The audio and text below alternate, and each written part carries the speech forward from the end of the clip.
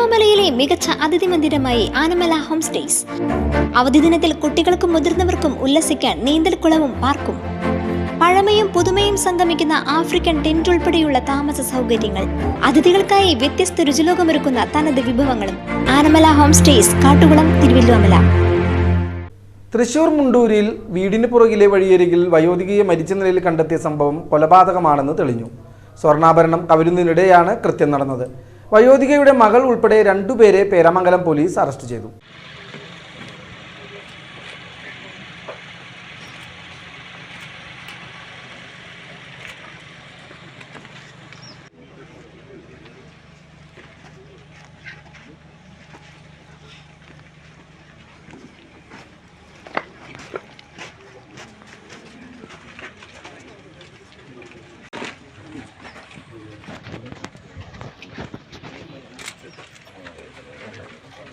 മുണ്ടൂർ ശങ്കരകണ്ഠം ഐനികുന്നത്ത് വീട്ടിൽ 75 വയസ്സുള്ള തങ്കമണിയെയാണ് ഞായറാഴ്ച രാവിലെ മരിച്ച നിലയിൽ കണ്ടെത്തിയത്.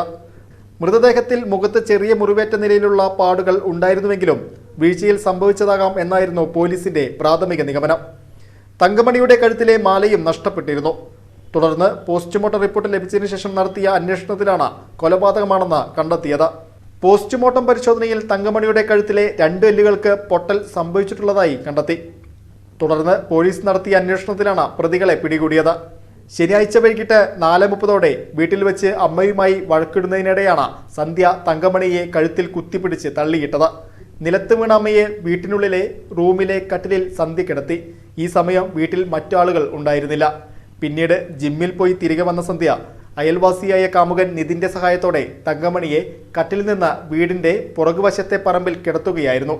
തങ്കമണി തലയടിച്ച് വീണ് മരിച്ചതാണെന്ന് വരുത്തി തീർക്കാനായിരുന്നു പ്രതികളുടെ ശ്രമം.